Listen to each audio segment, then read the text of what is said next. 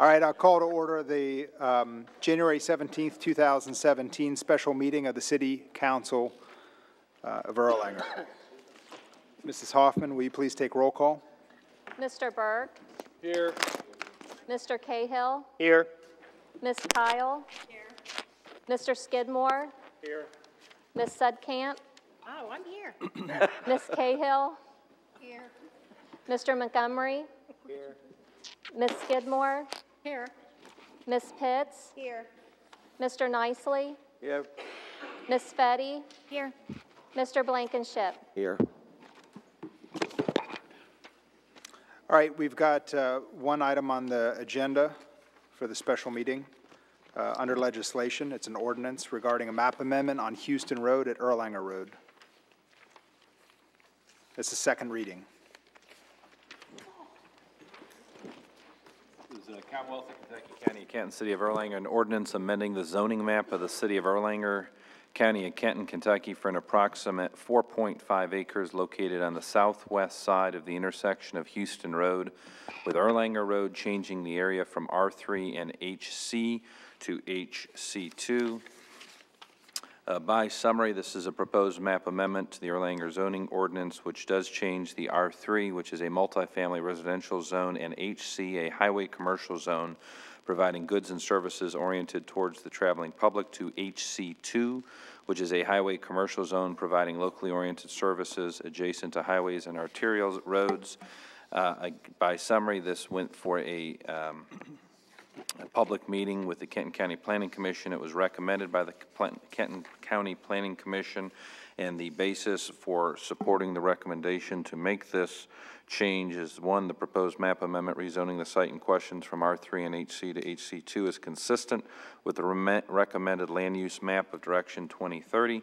Two, the proposed map amendment is generally consistent with the goals, objectives, and recommendations of Direction 2030. And three, that based on testimony provided during the public hearing held on November 3rd, 2016. This is a second reading. All right, do I entertain a motion that we adopt this ordinance as read? Motion by Mrs. Kyle, second by Mrs. Sudkamp. Any discussion? This is a roll call vote. Ms. Sudkamp? Yes, ma'am. Mr. Cahill? Yes, ma'am. Ms. Skidmore? Yes, ma'am. Ms. Kyle? Yes, ma'am. Mr. Burke? Yes, ma'am.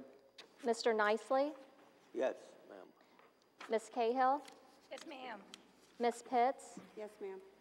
Mr. Montgomery? Yes, ma'am. Ms. Fetty? Yes, ma'am. Mr. Blankenship? Yes, ma'am. Mr. Skidmore? Yes, ma'am. All right, motion carried. Do I entertain a motion that we adjourn? Motion by Mr. Blankenship, second by Mrs. Kyle. Any discussion? All in favor say aye. Aye.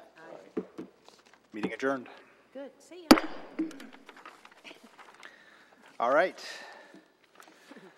So then we'll go ahead and open our council committee meeting, our January 17th, 2017 17th council committee meeting. First item on the agenda is under Fire EMS. It's the Pulsera presentation by Mrs. Wolf and Chief Whitaker. Good evening. I don't think anyone here, oh, it's already started, hold on. Let me talk, Ralph. Give me a break. I never get a chance to talk. Yeah, right.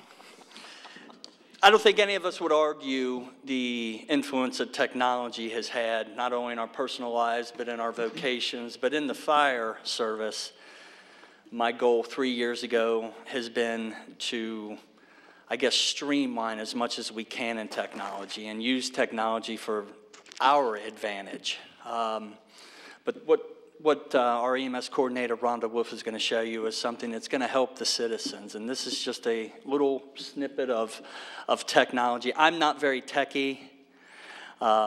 I want things streamlined. I'm kind of like a visionary and said, let's pull this all together. So I put the people in places to do this. And Lieutenant Wolf is going to have a little demonstration here. Be very quick. And if you have any questions, she'll be able to address them.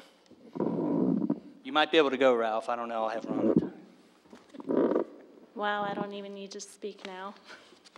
Um, So we have an app, it's called Pulsera, and we have a couple of videos to demonstrate how it works. The app is saving valuable time for our patients, the door to life-saving treatment. So when they get to the hospital, they've already been notified, cardiologists, neurologists, whatever the case may be. We're using this for stroke and heart attack patients. The stroke application isn't quite ready yet, but we are currently using it for the heart attack patients. So you can go ahead and play. Thanks. So right down here is where I can, all right. The old way versus the Pulsara way. This is Barry. Barry's having a heart attack. Barry needs our help fast. All we want is to get patient information, like a simple ECG, to the hospital. Sound easy? It used to be a mess. We're dealing with different heart monitors, Bluetooth, modem phones, Wi-Fi hotspots, receiving stations, emails, fax machines, and browser alerts. The system is always breaking down, so sometimes we're sending text messages with patient info, not HIPAA compliant. There's a better way, the Pulsara way. We enter Barry's information, snap a secure pic of the ECG, and hit new. It's easy and HIPAA compliant. Hospital confirms they got it. Amazing. Okay, then it's time to round up the care team. Used to be another big mess. You gotta get the nurse, the ED doc, the tech, the cardiologist, the HUC, the cath nurse, the rapid response, the house soup, the answering service, so many calls, and still hard to know who's ready and who's missing. Check this out. With Pulsara, the whole team gets activated with a simple tap. You can see who's responded, you know who's ready. Reliable and saves tons of time. Speaking of time, there used to be no synchronized clock for a patient. When was first contact? Door time. Hard to say for sure. We're using stopwatches, scraps of paper. All the wall clocks are different. Our watches are different. It's bad because time is tissue. With Pulsara, there's universal timers. First contact, door time, clear benchmarks. All data's being collected. Easy to access for reports, accountable and transparent. And Pulsara will standardize communication for STEMI, stroke, trauma, and sepsis, regardless of mixed technology and patient location. Pulsara, acute care simplified. Barry says thank you. If you have any questions, don't hesitate to contact us.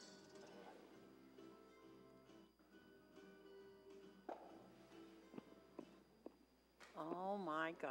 There is another little video. It just shows how it works on our phone. It's really, Sherry, it's not really necessary that you play that. Oh, It's okay. very similar to, kind of similar. It just shows exactly how it works on our phones.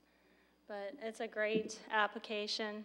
We're really excited about it. It's, Oh, I just you can't. know, from patient care, we get the feedback as well. We can follow the patient throughout his care at the hospital. Oh, that's Yeah, incredible. so we're very excited about it. You should be. Awesome. As a former squad member, this blows me away. It's amazing. The cost of the program, it didn't cost us anything. So St. Elizabeth, it has really pushed this, and they're trying to get all of Kenton County, northern Kentucky, to use this application, and it didn't cost us anything. I think they're absorbing the cost. Wow. It's great for everybody, from us to the patient. Saves time, Oh, saving lives, yeah. That's incredible. Just that, I mean, that is really incredible. So do all the people that we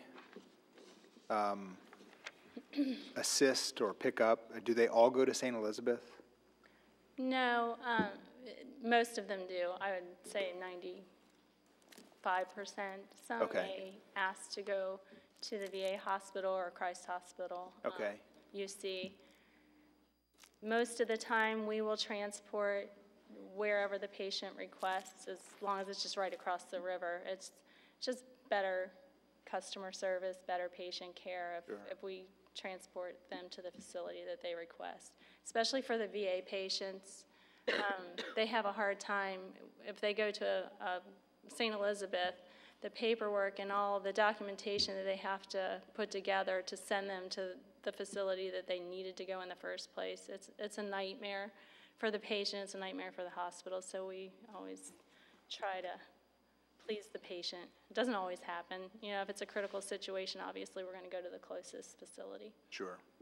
But, so does the Pulsera work does that system work with other hospitals too? It's supposed to work in a 200-mile radius. Right now, on the app, all I can see is St. Elizabeth as far as receiving hospitals.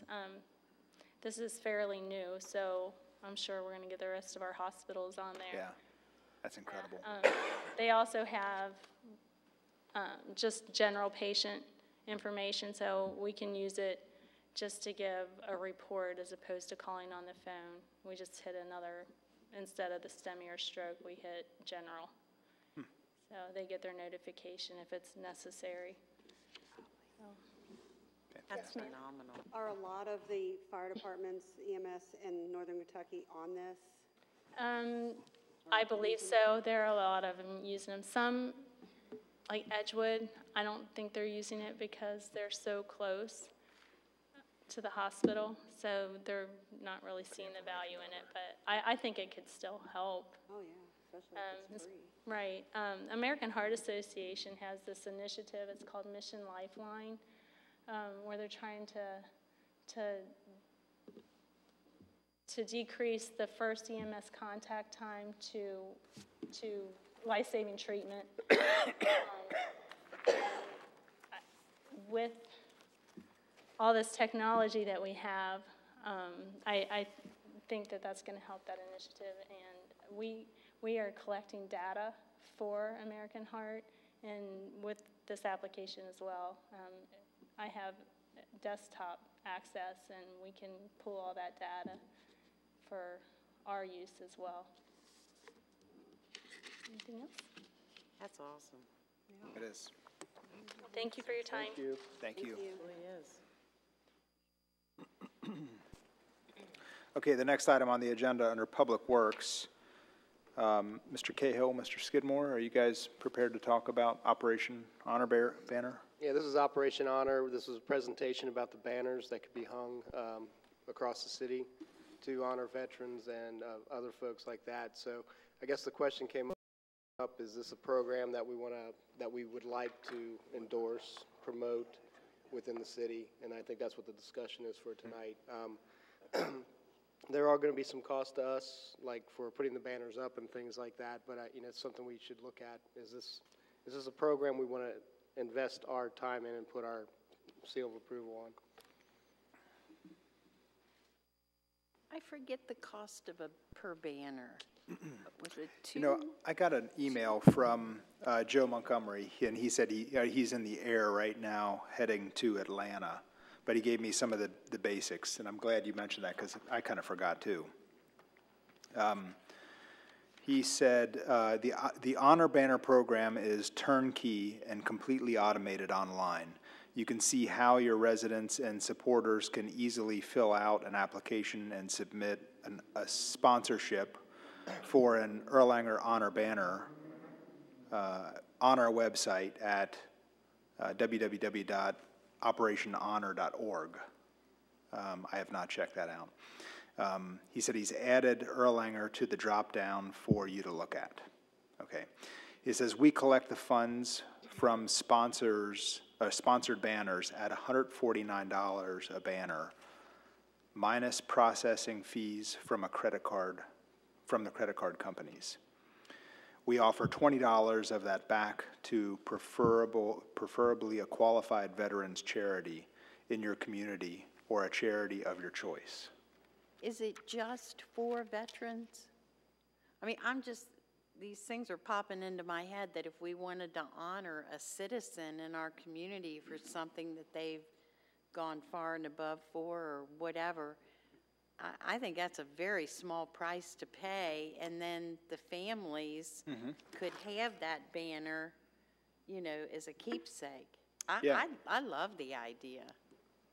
Yeah, that's a great question. I don't know if it is just supposed to be veterans or not. It doesn't seem like it should have to be. I don't think. Yeah, honor's honor, right? Yeah, yeah. Vicki, did you have something? Well, I was just going to say, I had asked because my dad was a veteran, but he was saying it was specifically for Erlanger residents. Right. So you wouldn't, it wouldn't be something like that, that families could say, oh, well, my relative, whatever. So I do remember that. But yeah, I can't remember what he said about, did it have to be a veteran or not? I don't remember. I can certainly try to get that answer. Yeah. Yeah. It's on the website.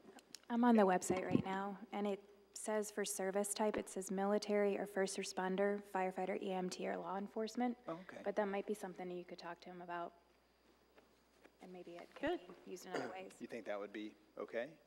Or do you think we Oh, should say? yeah, you know, or we could check into some kind of, I mean, you know, somebody like had a 100th birthday or, you know, just anything. You know, one of our citizens that we'd want to honor. Yeah. Will anybody approve banner before it goes up? Oh, I would think we'd have to have a committee. Somebody needs to look before it goes up. Oh, yeah, no doubt, and do the research behind it. Yeah. I think we're going to put them up. We're going to put them up. But anybody can go on the website, and I've been on it, anybody can go on the website and fill this out and buy one. Right. So I don't know that we'd have any pre-approval on any of that. Now, hanging it up, of course, that's going to be Mr. Bogart and Public Works doing that about whether it went up or not. But Okay. purchasing it, I don't think we'd have any kind of say in that whatsoever. Then what if we don't like the picture? I mean, seriously. what Well, if we- we're not going to put your picture up, Well, that's Kevin. fine, you know. We're not- But, yeah, I'm just saying, you may want to see what's going up before you say okay. Yeah, that's true. Somebody could do it. Well, we want to know what's going up, who's going up, things like that. Do they meet the criteria of these? And also, is it something we want to do? And once again, I think we will have the final say on how that goes because we are the ones that install. They do not do that. So, but if there's some I think if there's a concern about us putting it up, that's going to be between the person that bought and the Honor Banner folks, I think, to determine that. Now, that's just my assumption on that, but having looked at the website before, like I said, there is some cost to us to hang the banners. You know, I don't think our Public Works is one way or the other on that, but I just, you know, we need to be aware of that there is that concern. So, and Kevin, when I put yours in, I'll make sure they get a good side, your good side. Yeah. Okay. Either side's good. Okay. Thank you. Tommy, does the cost come in with the brackets? Is that what? No, they supply the brackets. They supply, I think yeah. we're talking the labor and the bucket truck. Right. To be able to put it up. Now, I will say, Joe had mentioned something to me that there's a local organization that has a bucket truck that says that they typically will let cities use it for this. I think they're using it in Independence now, or they soon will be. So we may not have the cost of that, or we may elect to use a bucket truck that we like. I don't know. I mean, so. A free bucket truck works. That's safe. Yeah. Safe and certified. No, I'm That's- thinking that's that, the case yes, right there. yes. I knew that was That's what coming. I'm thinking. Yeah. Yeah, where does our liability lie there? So I think we do have a say in that. It's just a matter, I mean, if we have these come through, so if Erlanger's already added, I think it's a matter of us advertising to say, hey, this is available, this is what we're going to do. I think if we put it out on the website and put that link there, we reserve the right to not hang banners we find unacceptable. But I think we're going to have somebody that looks at that and determines that and probably have some criteria for that. And then I know Mr. Bogart had mentioned maybe starting small, you know, and maybe allocating a certain area, if it's the Commonwealth Corridor or Dixie Highway, you know, start small and see how it goes. And then we can reassess this, you know, later in the year or next year. Any thoughts on that, where we should start? I'd start where, like you said, Commonwealth or Dixie Highway, where most traffic's at, so people can see who's being honored. We could probably even do around the city building here. Would the light poles handle that around the city property?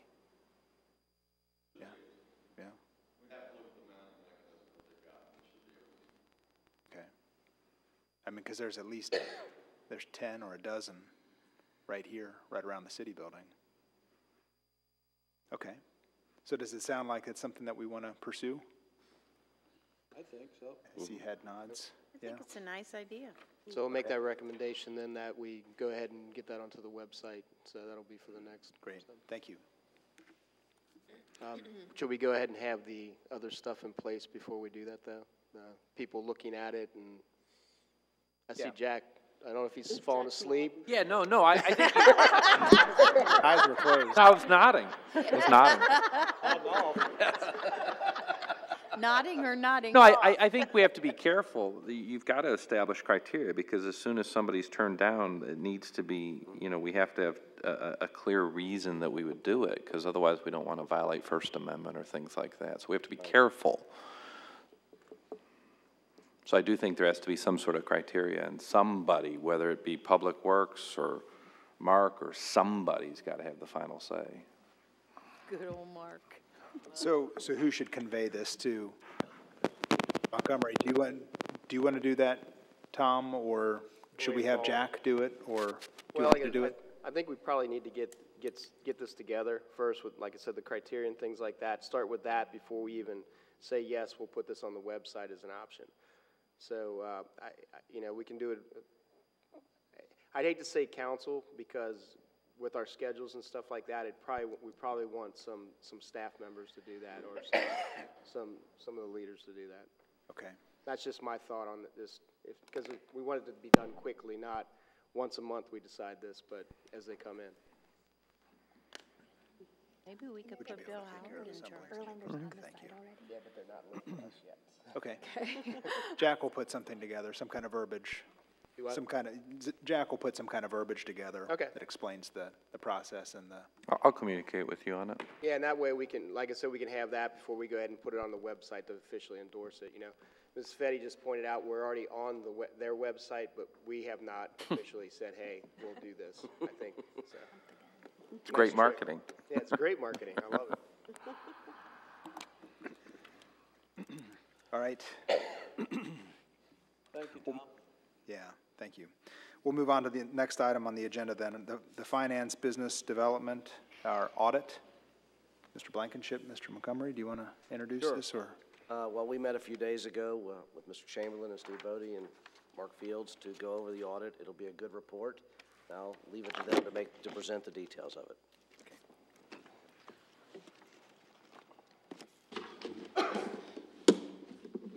Thank you very much. My name is John Chamberlain. I'm a CPA and partner at Van Gorder Walker and Company here in Erlanger, and appreciate the opportunity to do your audit work. It's really loud. First of all, I want to be remiss if I didn't thank Steve and Mark and your staff, Sherry, for providing all the information that we asked for when we were here. They've been over backwards for us, and we really appreciate that. As a council and as a mayor, you're in pretty good hands. Greg left you in good hands when he trained Steve up, and I thought you should know that. That's not really part of my presentation, but I thought you should know that. I told the finance committee the same thing the other day. You're lucky to have someone trained up like Greg's been trained, or like Steve's been trained. You should have 3 items in front of you that are from me. I gave you a copy of the slides. They'll also be up on the screen. The governance letter, and then the financial statements themselves.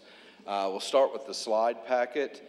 If I can figure out how to use this, I don't have a degree in slide things. So we're up. Touchy. There you go. The first slide is our opinion.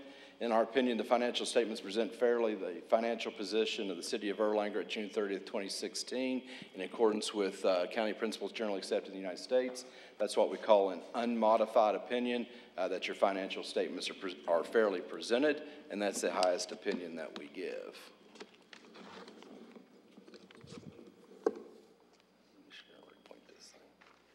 I'll get it for you. You want to do that for me? You see me click this, you hit the button. Okay. That'll work good.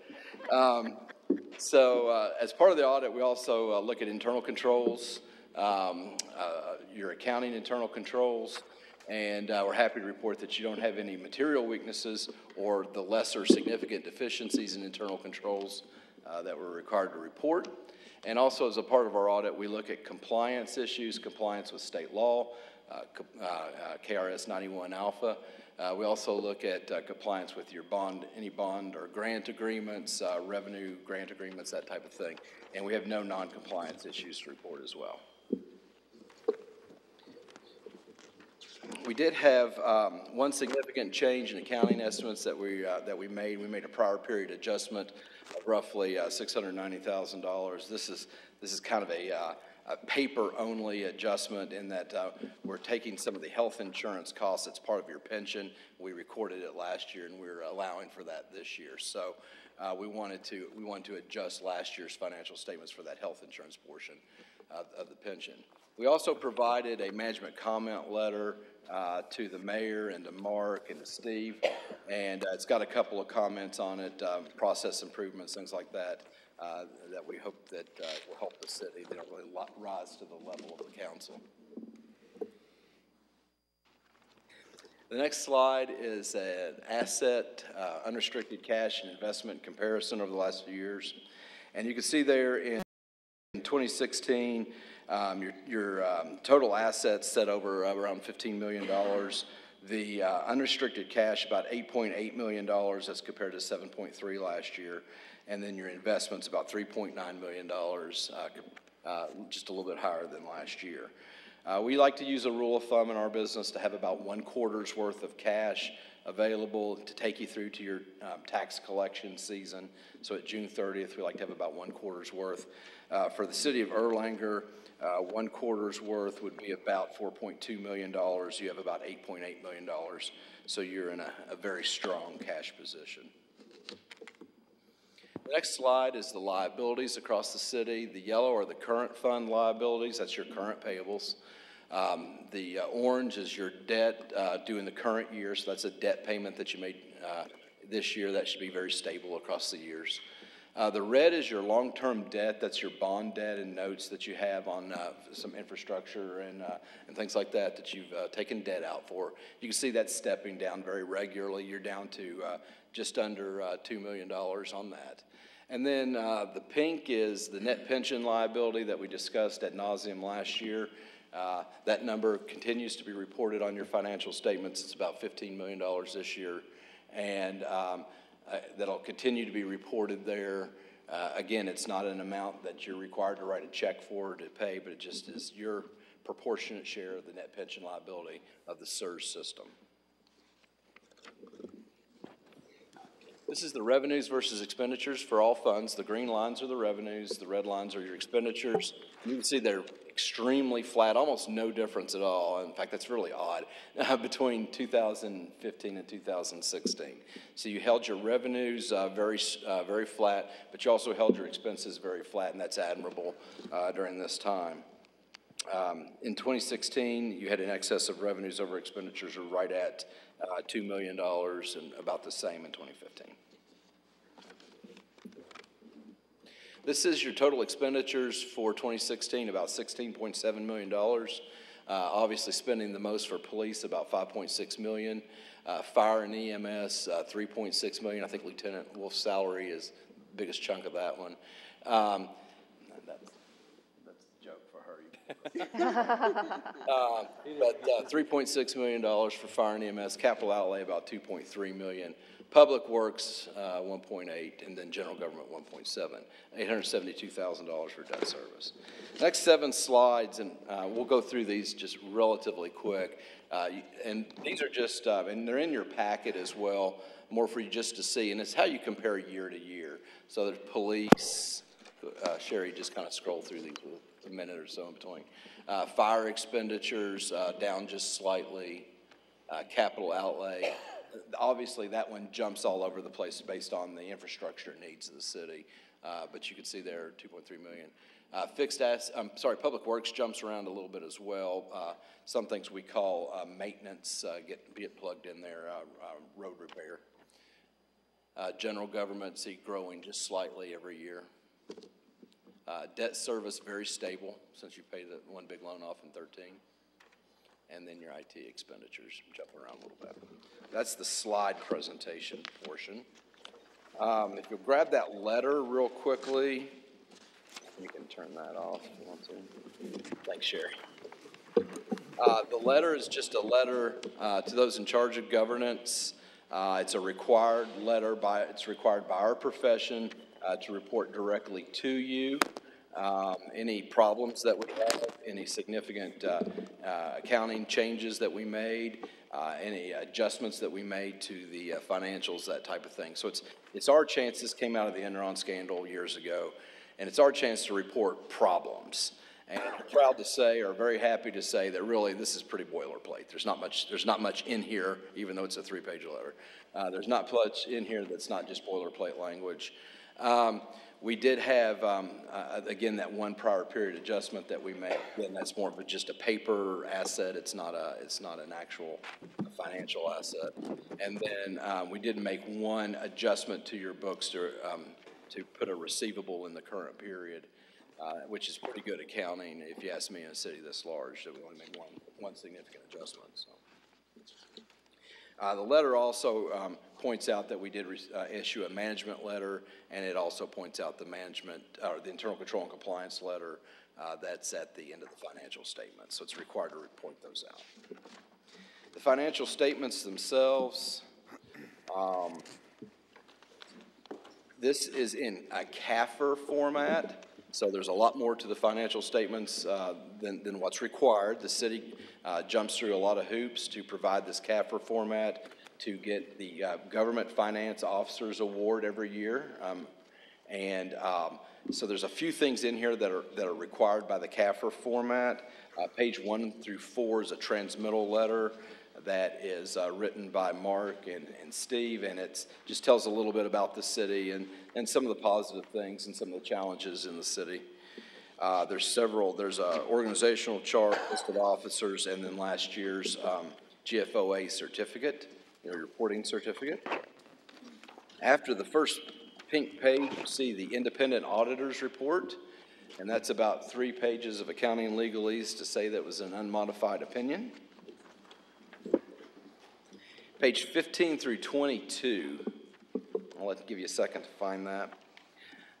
That is the management's discussion and analysis. And if you're new to council at all or new to city government, I encourage you to actually read the management's discussion analysis. It's not very long, and it has a lot of information. There's comparative information on how the city performed last year versus this year. It also describes what some of the funds are and how they work. And so that's the point. It's a good executive summary, and so I do encourage you to read that and to review that. Page 23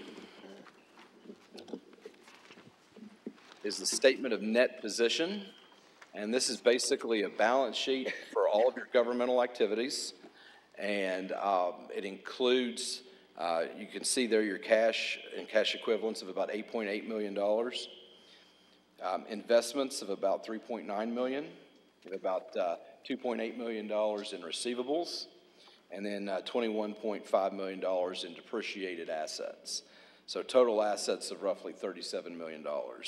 The deferred outflow of resources at $3.3 million, $3.2 million of that is related to the pension. That's a pension, part of your pension calculation, and then the rest is related to deferred charges on your bond. So total assets and deferred outflow of resources of about $40.8 million. Then your liabilities, you see your current liabilities there of about $600,000, almost $700,000. You have your non-current liabilities of $2.8 million in debt, plus the $15.6 million in pension liability.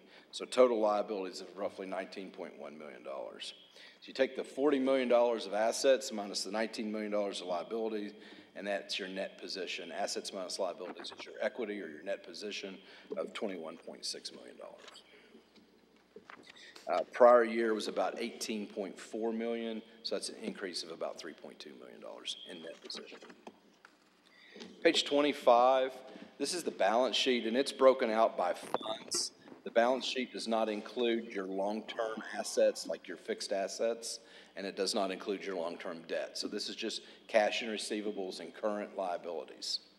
And so you see there total assets across all three funds $15.8 million minus the liabilities that are due in the current period of $769,000. So total fund balance is right at $15 million. That's about $2.1 million higher than the previous year. Page 26 is the statement of revenues, expenditures, and changes in fund balance. This is the income statement for the city based on each fund. And you can see there total revenues across the three funds of $18.8 million. Total expenditures of $16.7 million. So your net income, if you will, of the city, revenues minus expenditures of $2.1 million.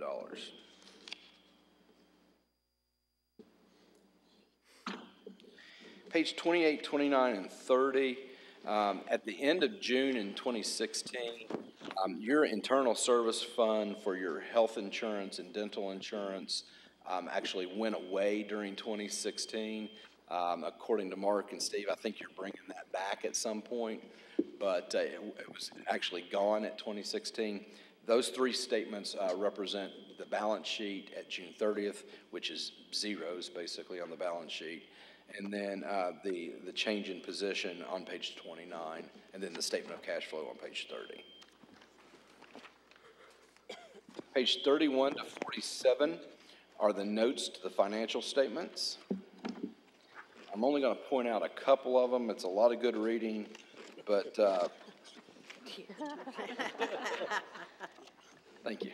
I've gotten to where they laugh on cue now. It's really good. Page 37 is the fixed assets note, and this just shows you your fixed assets at 2015, any additions, any deletions, and then your balance at 2016 and the accumulated depreciation taken. So it gives you an idea of the assets broken down by asset type, that type of thing, and then also the age of your assets, how old are things getting. The next page, page 38 and 39, is a breakdown of your long-term obligations. So this gives you all of your long-term debt, shows you how much you owe by year, all of your different debt funds, and any additions and any deletions to that debt. Okay. If you're truly interested, page 40 through about 45 is 5 pages or so of notes about the pension liability. Now that's good reading. When you're tired. Page 49 is the budget to actual for the general fund. It's your only major fund. And the way this statement is set up, it shows your original budget in the first column, any amendments to that budget in the second column, your final budget in the third column, your actual revenues and actual expenditures in the fourth column, and then the fifth column is a variance column. So a positive variance means that you received more than you budgeted or expended less than you budgeted. So positives are good. Negative variance means you received less or spent more.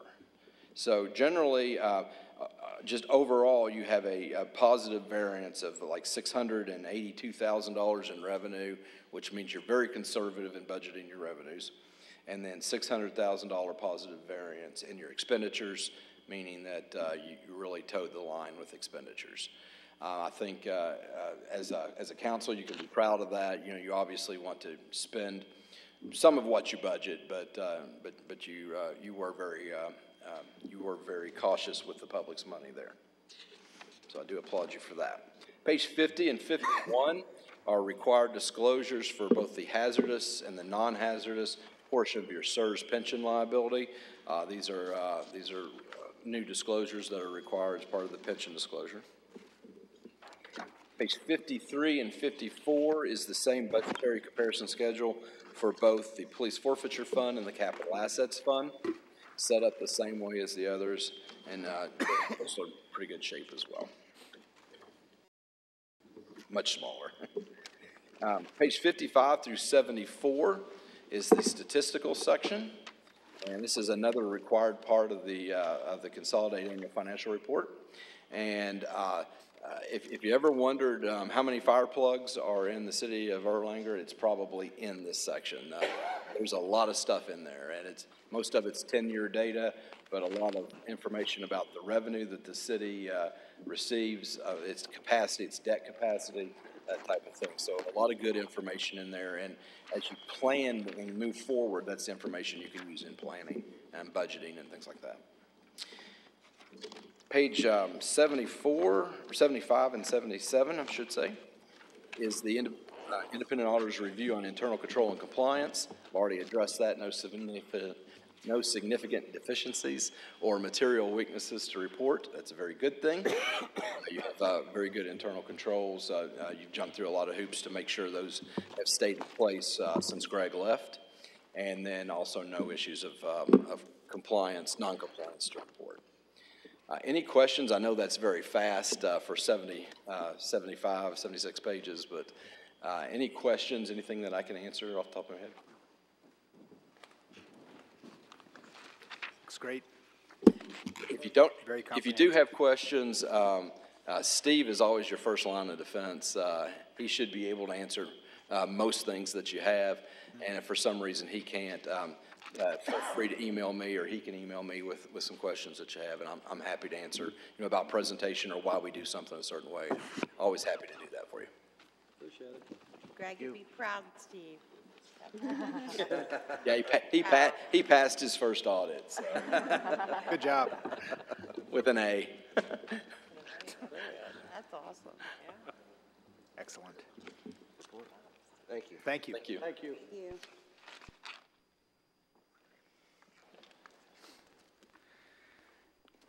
All right. Again, good job, Steve. That's a huge task, and you took it in stride, and you made it look easy. So, thank you.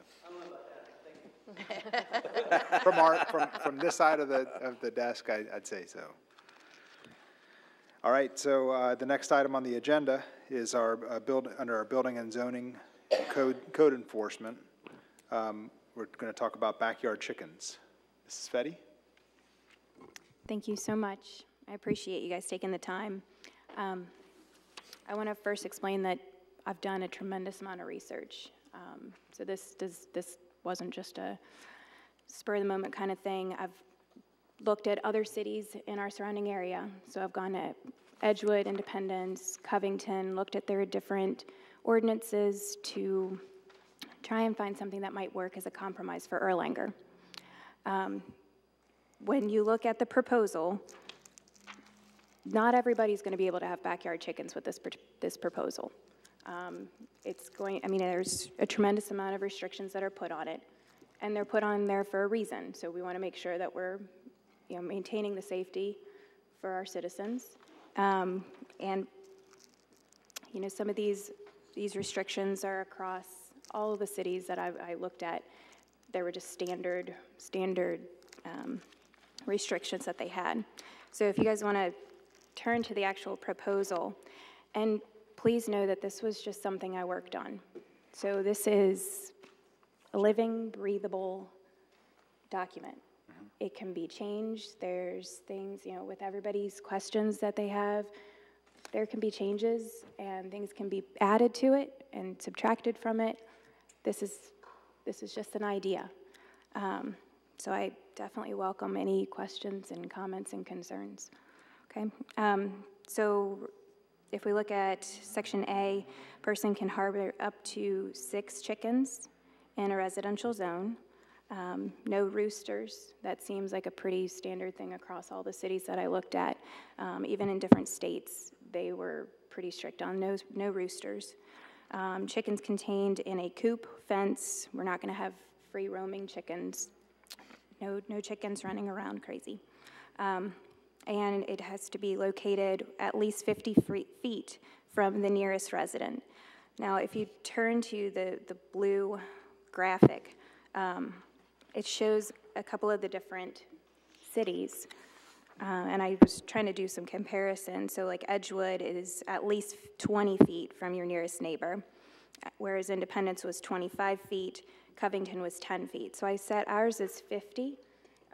Right now it's 500.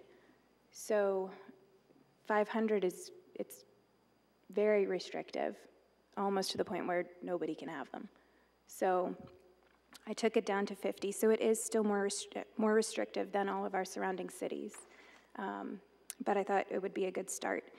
It's totally up for negotiation. You know, whatever you guys think, I'm looking for opinions here. Of course, no slaughtering or processing of the chickens can be conducted on the property.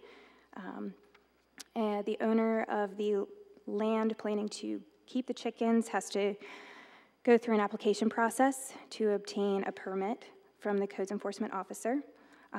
Later on down in the page, you'll notice that there's a $25 fee. It's a yearly permit that they have to get every year. So we're making sure that they're still following all the procedures and the rules that are in place with this ordinance. So neither the chickens nor any of the products can be used for commercial purposes. So something that's in Covington, they have different rules based on commercial. They do allow commercial, but it has to be within 100 feet of a residence. For non-commercial, it's 10 feet. We're just nixing the whole commercial. I think there's no need to do any commercial. The whole purpose of this ordinance is for the backyard chickens for that particular resident to benefit from their chickens. Chickens are to be kept clean, functional, and in a sanitary condition, free from any preventable offensive odors. There's coop restrictions. It has to be covered and secured. It needs to be at least 2 feet above the ground or at ground level for roosting area. It has to be an adequate size, so at least 4 square feet per bird. And then it also must be predator-proof, and then the food storage also has to be predator-proof as well. This next, letter I, is something that I actually just added. And the reason that I added it in is because I heard a lot of concerns about salmonella. There is I'm going to pull this up real quick here. There is a program that is run by the USDA, and it's called the National Poultry Improvement Plan, NPIP. And basically, the different hatcheries can be a part of this plan that is provided. It's done by the U.S. Department of Agriculture. And with this NPIP certification, you're upheld to certain standards. So your chickens are vaccinated, they are tested, and I think it would be important to be able to get your chickens from an NPIP certified hatchery, because then you know that they're starting off healthy. Okay? Now, just because they come from an NPIP certified hatchery doesn't necessarily mean that they're always going to be healthy, but by maintaining a clean, safe environment, you're reducing your risks greatly. So I wanted to let you know that I heard concerns, and I wanted to put those into the ordinance and make sure that we're aware of the concerns of salmonella. One of the biggest things that's different about this proposal than any of the other cities, and this is the part that I think will help get residents on board, is that we're going to have an adjacent property, or an adjacent neighbor consent form. So if you look down at C, let's see here. In the permit application, you can put certain conditions on it. So the name, the house number, contact information of all adjacent residents, and then you have to be able to provide them a list of all the conditions that must be met under this ordinance. A signature has to be given as their acknowledgement to understanding the rules, and that's giving their consent. So basically, it's giving each individual property owner the ability to say whether or not they want chickens next door to them. So, if somebody doesn't want them, they don't have to sign. They have that right as the property owner. We're giving them that right to be able to say, no, I really don't want it. So like I said, this doesn't necessarily mean that everybody's going to get them, but it's opening the opportunity. Frank and I were looking at the legality of, and maybe you can bring it up. I know there's differing opinion on the legality of whether or not the adjacent neighbor consent form is allowed. From all the information that I've read, it is, but I'm not exactly, I don't know what you had talked to JD about, if you had anything to add to that. But I don't know, I thought there could be a compromise, and this might be a way to find a good common ground. Does anybody have questions? Randy? Yes, a couple things. In looking at this, it says they have to do a permit application at the time to be allowed to have the chickens, but there's no provision in here that there's an inspection of the premises or the coop or anything before they get their permit.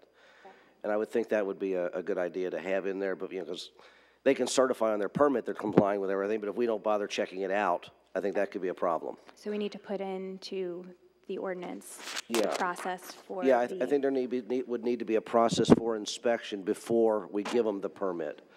The other thing I was thinking here, you have a statement in here about the codes enforcement can inspect upon reasonable suspicion, and that's a legal standard that might be difficult to meet sometime. For example, an anonymous complaint about the conditions would not satisfy reasonable suspicion. I would think it would probably be a better idea to provide in the ordinance that when they sign their permit and they're granted it, that they are giving consent to inspection at any time. Okay. I think that would be valid. Okay. Where does it say that, Randy? Subpart B, capital B. So I think that might be a more manageable mechanism for the city to deal with there. Okay. Yeah, I thought it would be, so if the neighbor is consenting to this, it's basically they have the ability to police this. If they look over their fence and they see that there's an issue, right, we want to be able to give them But reasonable suspicion is a specific defined legal standard in case law. Okay. And if we use that specific standard, there could be arguments made that a neighbor complaint may or may not meet that standard. Okay. Whereas if we just give them the right to inspect, that way we could do it on a neighbor complaint. Okay. And the other thing I was just thinking here is, let's see here. Reasonable suspicion. It's kind of implied here, but it doesn't say anywhere that these have to only be in the rear yard. Oh, okay. I think that was intended, but Yeah. that definitely would was. want to be spelled out. Okay, I'll put in the rear yard. I figured that was part of your intent, but if we don't spell it out, Yeah, that's important. somebody can put them in their front yard or something. Yeah, Randy, that was something else that Mark and I were sitting here whispering as you were mentioning this. Right now, the code enforcement office doesn't necessarily have it's not really set up to be able to take applications from people. So we'd probably need to change that in Part D. They would obtain the permit from the city clerk.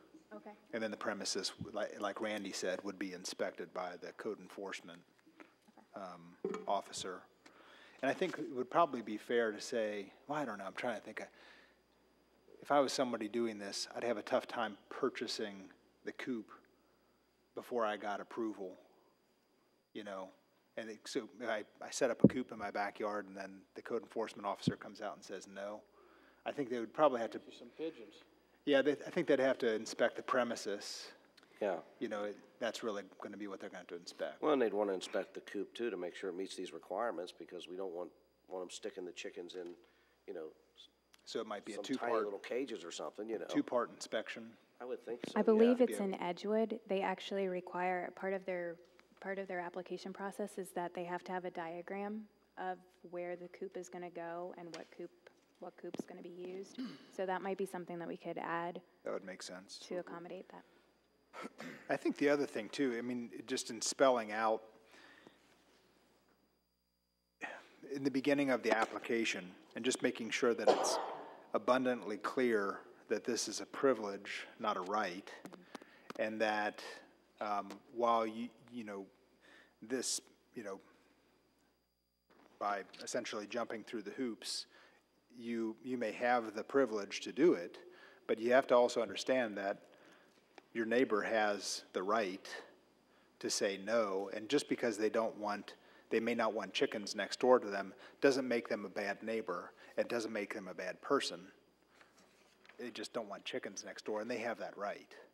And that might stop someone from doing it, but that's okay. People have to enter into I think they have to enter into the process knowing that it may not be a huge chance that you'll get it. You have to get everybody's approval. Mrs. Kyle?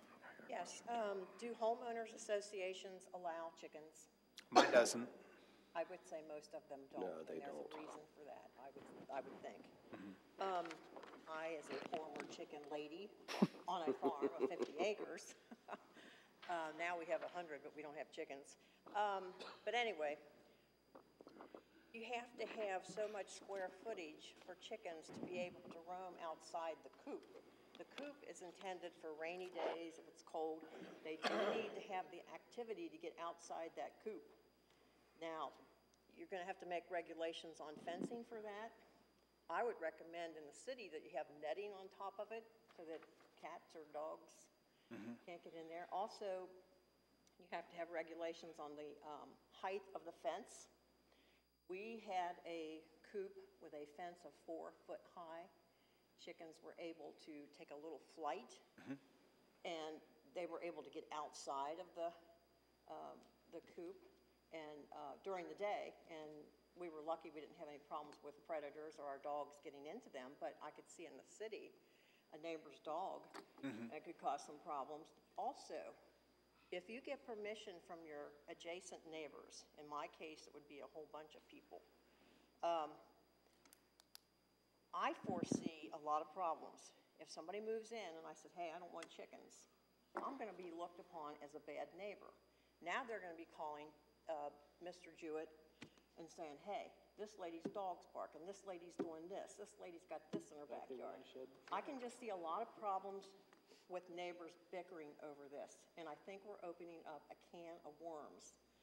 I have nothing against the chickens, but I'm just saying in the city, I can just foresee a lot of problems. In Edgewood and Covington, they have different areas where, and even in Independence, where they're more rural than residential. And I can see it there too. But to spot zone things for chickens in Erlanger, I just can't see it. We're trying to beautify the city. Most of the coops that I've seen are not very attractive. There are some that could be. But I can't see people putting all this money into these chickens, and then the next neighbor moves in, and we do have quite a flow, saying, hey, I don't want those. And then there you go. People are fighting amongst each other. And that's what I see. And also then people are going to come, they're going to want rabbits. They're going to want to have a pet goat. And how do you explain that to them? Hey, yeah, it's ladies like to have chickens, but I don't want you to have a goat. I don't want you to have bunnies. And it's just, that is my big objection. I think we're opening up ourselves to a lot of extra work for the codes department. Thank you. And it could be a nightmare. Because I know even with dogs, there's a lot of stuff that goes on, people complaining about barking and loose dogs and, And I think that's why homeowners associations don't allow it, and that kind of makes me think, well, why am I going to be subjected to chickens? Well, I won't because I won't approve them. But why are some people going to be subjected to that, and yet if I live in this area, I don't have to do that? I mean, that just, to me, seems wrong. But can I speak? Oh, yeah. My whole thought process on that is with the HOA, you're signing an agreement. So you're saying, I don't want these things. I understand that I'm going to live by these rules. Right. I want a basketball hoop. I've got to ask permission for it. This is kind of the same thing. It's being able to give permission. So you're signing an agreement if you agree. And some people don't mind it.